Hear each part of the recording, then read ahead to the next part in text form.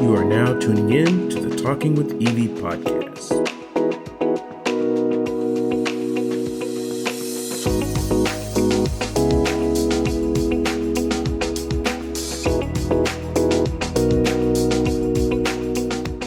All right, here we go with another episode of Talking with Evie.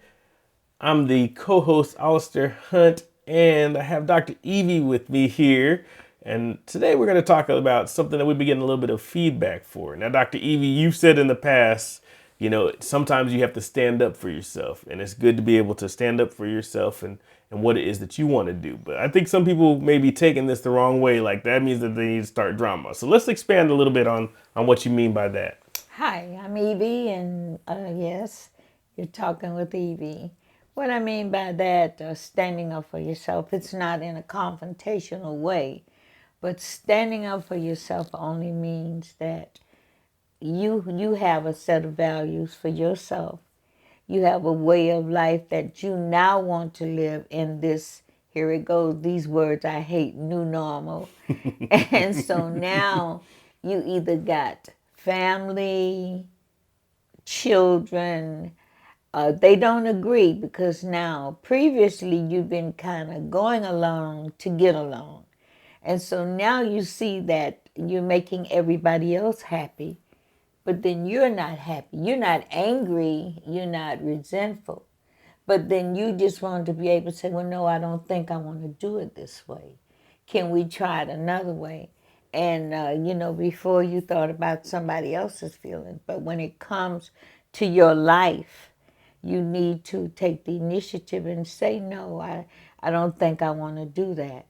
And sometimes that takes courage, right? Yeah, absolutely. And I think this is going to help a lot of people, not just people who it is that are older, but just people who have a hard time with saying no. There's power in being able to say no.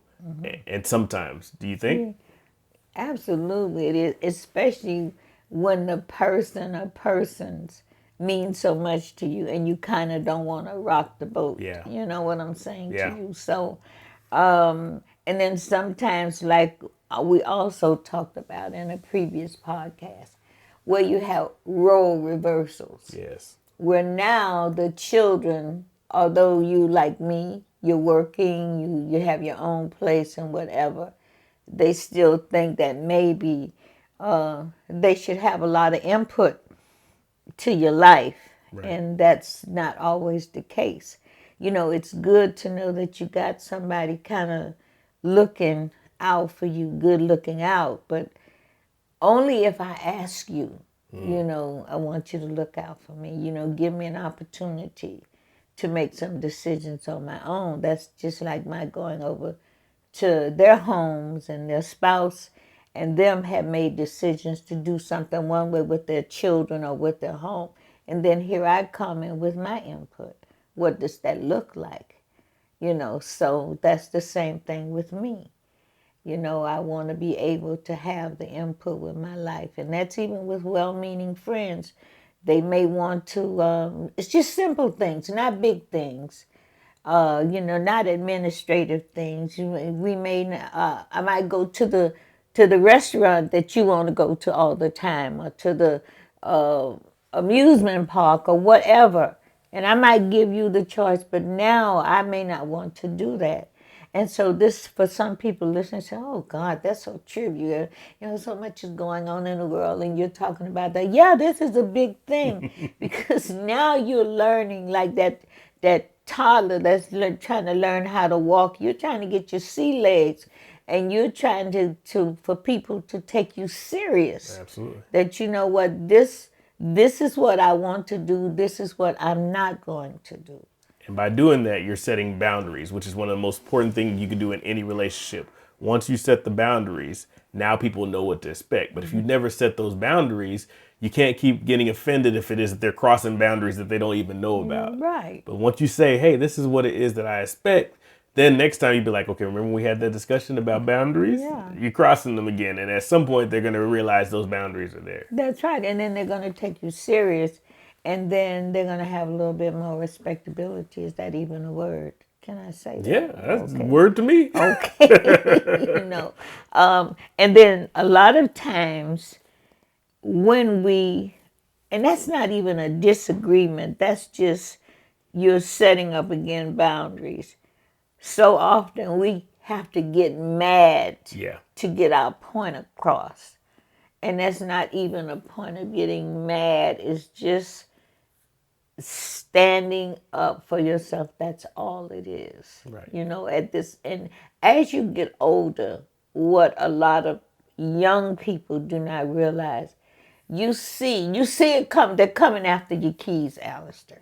I'm telling you, they are coming after your keys, and you realize that that's not so far down the road. It was like yesterday. My children were babies, Right. and now my babies have babies, and their babies are having babies. Right. Right. And so now I look at this, and all I could see is them coming for my keys, and this is my last stand to be able to do some things that I'd like to do. You know what I'm saying? Right. So just standing up for yourself, not having to be mad, not being a victim, and you still wind up, you still love each other, you're still talking to each other, haven't torn each other's hair out, and you're not, every time you talk to one of your friends, I talked to her, and this and that and the other, and it goes on and on and on. Another thing that I've gotten some feedback about, this podcast is to encourage people who may want to go back to school, get a business, or whatever. And it was said to me, suppose you don't want to go back to school, you're not interested in a business, but you just want to be all right, and you just want to know how to navigate this journey or this life. Yes. And be okay in it. And so this podcast also is about that, making sure that you're all right, and that being okay is your mental health. Yes. If you have some medical issues, are you facing what the doctor's saying? Okay, we're going to pray. God always have the final say so, right? Absolutely. But are you doing what they ask you to do? Are you taking your medicines? If you know you got to lose weight, are you sticking to that? Are you making, I deserve this today because I did this, and like if you got extra money, I just deserve this. I need a new pair of shoes, that Right. kind of thing. Are you taking care of yourself like that? Are you taking your medicines? Are you getting enough exercise? Are you getting enough sleep? Those kind of things. Are you listening to your body? Are you okay with yourself? Is it some things that God is saying to you that you need to change? You got a little attitude about certain things. So you must, I think in life, you have to have a well-balanced life. Absolutely. You can't be real good here and it's good. That's like the scale of justice. It has to be balanced. Absolutely. So Absolutely. it can't be the scale is up here on one thing and then down here on another And then thing. you got to swing the pendulum to try and fix stuff, and then something else falls That's off. right. Yeah. That's right. And you're always waiting for the other the shoe to fall. You know Right. what I'm saying? Right. So, are you okay?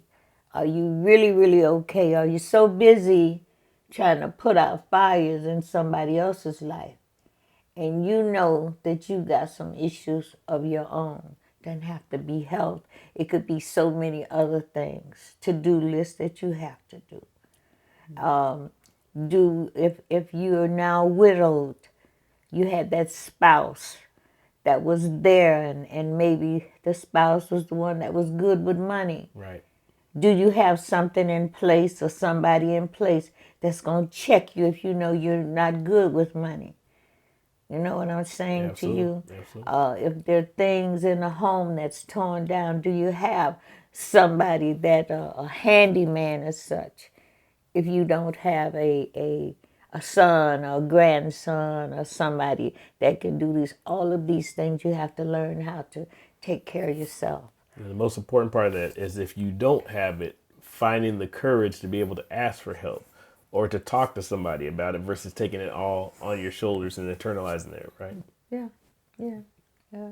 And if you have other issues, to have the courage to reach out and say, I'm having a problem here. Yeah. I'm not getting through the grief as fast as I thought I should, because everybody grieves differently. Right.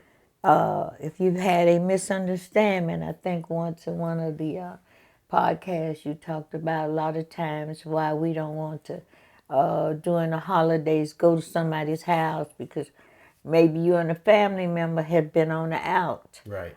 You know what I'm saying to you. How do you face reality and say, maybe I was the problem, rather than looking at somebody else? 100% responsibility. You see what I'm saying to you? Absolutely. So this is a new year. What are you going to do? And a lot of times, because you go to someone and say, I'm sorry, or whatever, you may think that it's going to be a good kumbaya and y'all going to hug. And that just opens up a can of worms for them to just really leap on you. What do you do when the unexpected happens and they don't embrace or accept your apology? And I think it starts with when you're going into that situation, you're not doing it for them. Right. So now you detach the outcome from what their response is going to be. And you're saying, I'm doing this to make sure that I've taken 100% responsibility for my part. And now they can never say it's me because I did my part to be able to resolve it. Now, how they react and how they act afterwards has nothing to do with that. When you detach that, I think that's a big portion of that. Okay, yeah. Right? Yeah. So I think with that, if they're not receptive, or if they just want to beat that horse to death, you say nothing, Yeah. and you just go on. Another thing that I have kind of want to subscribe to myself, and I would encourage the listeners. I want this year, I read all the time, but to be purposeful reading. And so I revisited a book I had read last year, and it's called The Law of the Garbage Truck. Okay. And that law is, a lot of times, the garbage man does. He comes and he picks up the garbage and he has to go and he has to dump it somewhere. Right. So now you got, and how this man, his last name is Pauly, Pollorry, something like that. Well, he was in a cab in New York. And if you live in New York, you know how that is, hell in a cab. So he gets in the cab and he's, they're proceeding. And all of a sudden this car comes right out in the front of them, almost caused them to be in an accident. Well, the guy who almost caused the accident, he comes out and he's cussing and he's looking at his car. Now, mind you, he's the one that almost caused the accident.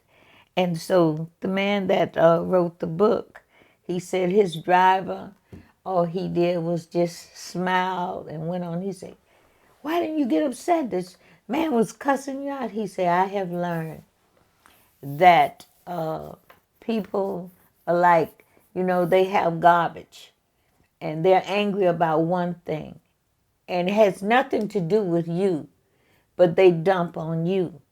And so if you don't keep your cool and if you don't realize what's happening, then when they dump on you, then you go and dump on somebody else. So then with this book, it kind of teaches you what to do and how to navigate when something like that happens. So I've been reading that book. I've gone back and reread it again. And That's awesome. yeah. And we'll put the name of the book in the comments for that way so that people can, if they want to go check that book out, they can do that. So I've been kind of reading different books and kind of revisiting some books and doing some things because I have to remind myself also, life is a journey and I certainly don't have everything down and sometimes I miss it. Yeah. I really miss it, and so. And you don't want to waste your energy and your time on something that doesn't really matter in the grand scheme of things, right? Right, That's it. right. Now, something I want to touch on that you talked about before is you're going through this self-evaluation. It's not about beating yourself up for what it is that you've done or beating yourself up for a situation that you're in. It's about finding solutions to be able to get out, right? So they're doing this self-evaluation. They realize that, I need to be able to lose a little bit of weight. I need to be able to get out of these situations with family members and all this stuff. It's just about finding what's my next step is going to be able to get out of this, right? It is. Well, if you know you need to lose weight, like I said before, you don't go in there full throttle Right. because you know you're setting yourself up for failure, right? Right. So you start small. Or you get in a group, maybe Weight Watchers or something, where they kind of teach you how to count how many grams of this and that and the Absolutely. other. So you do it like that. If you have been in a confrontation with family members or a family member, okay, you've gone to them and you said, okay, maybe I didn't handle this right, and they just blew right up on you. Right. Okay, so you just do like the cab driver. You just say, okay, and you go ahead on, you let them have that. You don't try to justify yourself because you know you can't. You've gone and you already didn't want to apologize. Right. You already didn't want to, and you knew this. It was almost like a self-fulfilling prophecy. You knew what was going to happen because you know this person is confrontational anyhow. And just what you thought happened. So now, instead you say, I knew this, you just kind of take the low road. And it's not even being the bigger person. It's realizing, okay, I needed to do this for me. And you just and you just kind of back off and just hope and pray for the best. You know what I'm saying? So that's the only thing that you can do. And if you know yourself that you need to talk to somebody, these are just examples. Right. The weight, the being relative being disgruntled. If you know that you're dealing with grief, depression, whatever, then if you know that you need help, then you need to face yourself first Right. and admit that you need help and not feel guilty about that. You know what I'm saying to you? So it's just, that's another way of standing up for yourself, helping yourself. You know what I'm saying to Absolutely. you? So yeah. And now that we're a little bit into 2024, this is a good time to do the evaluation, as it is that we're, a little bit more than a month into 2024. I think this is a good time to sit down and kind of see where it is that you're at. Because it's easy to make a whole bunch of New Year's resolutions at the very, Yeah. very beginning and then quit on them and then just feel like it is that you're in the same place. But if you want 2024 to look different than, last year did, Yeah. this is a good time to do it, right? But you got to want to work on those things too. So often we start projects. How many projects I've heard women say, my husband has all these projects in the garage, and you start this, and you're excited about this, and whatever. So you have to decide, is this something that I'm going to be invested in? Is this something that I'm going to be committed to? It's good to start these things, but is this important enough for you to invest your time in yourself? And like I said before, the best investment you can ever make in life is in yourself. So we have to kind of come to grips. What is it? What do you want at the end of the day, what do you want your life to look like? Right. It doesn't matter what somebody else thinks. At the end of the day, what do you want your life to look like? And there's a process called brain dump where you just grab a piece of paper and you just start writing. Yeah. So after you thought of all these questions, it's not about thinking, it's just about writing. You'll be surprised at what it is that comes out whenever you do this process. Yeah. So, and then you pray on that, you meditate on that, and then you take the first step. Yeah. Right? So I'm so glad that you're here, and I am so glad that Alastair is here. I'm trying to get him to stay, people, but he's been egging at me today. how many more episodes he's gonna work with me on. Look, I told you I would help you to get this thing started, and it's been an honor to be able to be on so far. But at some point, you got to push the bird out the nest, right? So I think you've got the momentum down. So I'll be here silently supporting the background. Wow. But I really appreciate you giving me the opportunity to be on this podcast. Well, thank you so much. You are my people. I'm just so glad to hear the feedback that I'm getting, that we can have the content to talk on this podcast, go on this journey, although some people are trying to dump me. I've been dumped before. I don't like it. Not dumb, just silently fade to the background. We'll just call it that. Don't forget to share this with all of your friends and people who it is that you think may need this. I mean, Dr. Evie's goal is to be able to really impact as many people as she can with this podcast. And the way that you can help is by sharing the link, by liking it, subscribing, and of course, just spreading the word. Thank you. Come back. I love you guys, and be blessed. We'll talk to y'all soon.